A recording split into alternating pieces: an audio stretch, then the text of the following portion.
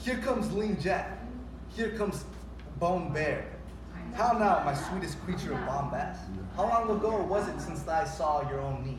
My own knee. When I was about thy years, Hal, I was not an eagle's talon in the waist. I could have crept into any alderman's thumb ring. A plague of sighing and grief. It blows a man up like a bladder. There's a villainous news abroad. Here was Sir John Bracy, from your father. You must into the court in the morning. That same mad fellow of the north, Percy, and he of Wales, that gave Aman the bastindo, and made Lucifer cuckold, and swore the devil his true liegeman upon the cross of a Welsh hook. What a plague you call him. Owen Glendower. Owen, the same, and his son-in-law, Mortimer, and old Northumberland, and that sprightly Scot of Scots, Douglas, that runs a horseback up a hill perpendicular. He that rides at high speed, and with his pistol kills a flying sparrow. You have hit it. So that he never hit the sparrow. Well, that rascal hath good mental in him. He will not run. Why then, it is like if there come a hot June, and this civil buffeting hold, we shall buy maidenheads as they buy hobnails by the hundreds. By the mass, thou sayest true. It is like we shall have good trading that way. But tell me, Hal, art not thou horribly afeared? Though being heir apparent, could the world pick thee out three such enemies again as that as Fiend Douglas, that spirit Percy, and that devil Glendower? Art thou not horribly afraid? Doth not thy blood thrill at it? Not a whit, I faith. I lack some of thy instinct. Well, thou wert be horribly chid tomorrow, when thou comest to thy father. If thou love me, practice an answer. Do thou stand for my father and examine me upon the particulars of my life? Shall I? Content. This chair shall be my stake, this dagger my spectre, and this cushion my crown. Thy state is taken for a joint stool, thy golden scepter for a leaden dagger, and thy precious rich crown for a pitiful ball. Well, and the fire of grace be not quite out of thee. Now thou shalt be moved. Give me a cup of sack to make my eyes look red, that it may be thought that I have wept, for I must speak in passion, and I will do it in King Cambyses' vein. Well, here's my leg.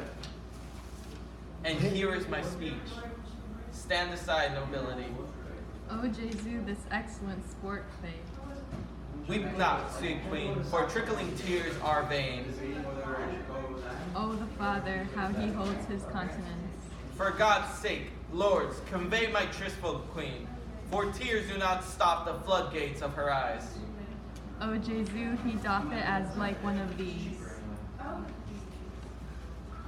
Peace, good pint pot. Peace, good trickle brain. Harry, I do not only marvel where thou spendest thy time, but also how thou art a companion. For thou the chamomile, the more it is trodden on, the faster it grows. So youth, the more it is wasted, the sooner it wears. Thou, though art my son, I have partly thy mother's word, partly my own opinion, but chiefly a villainous trick of thine eye, and a foolish hanging of thy nether lip that doth warrant me. If then, thou be son to me, here lies the point. Why, being son to me, art thou so pointed at?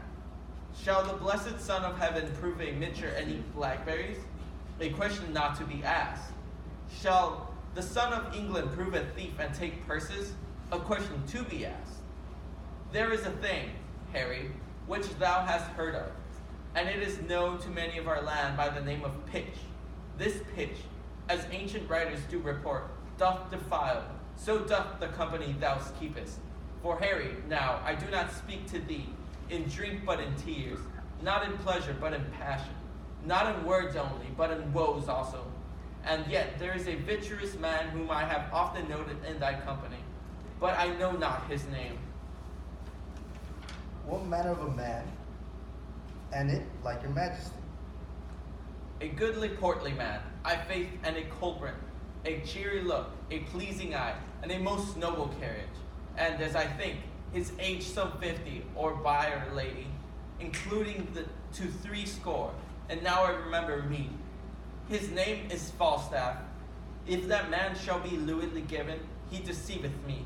For Harry, I see virtue in his looks.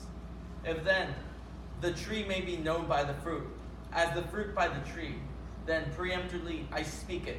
There is virtue in that Falstaff. Him keep with the breast varnish. And yet tell me how. Thou gnarly varlet, tell me, where hast thou been this month? Dost thou speak like a king? Do thou stand for me, and I'll play my part.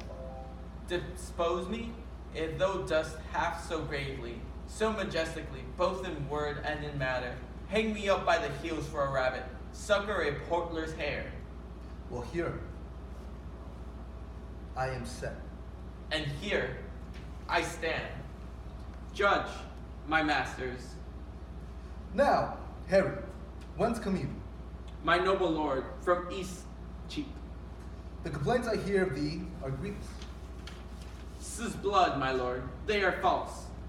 Nay, I'll tickle you for a prince, I faith. Swearest thou, ungracious boy? Henceforth never look on me.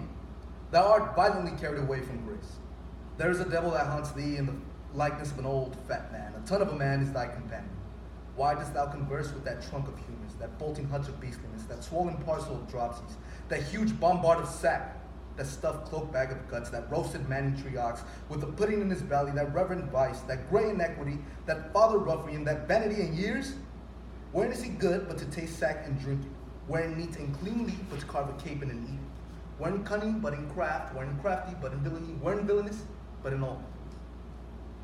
Wherein worthy but in nothing? I would your grace would take me with you. Who means your grace? That villainous, abominable misleader of youth, Falstaff, that old white-bearded Satan. My lord, the man I know. I know thou dost. But to say I know more harm in him than in myself were to say more than I know. That he is old, the more the pity. His white hairs do witness it. But that he is, saving your reverence, a whoremaster, that I utterly deny. But that he is, if sack and sugar be at fault, God help the wicked. If to be old and merry be a sin, then many an old host than I know is damned.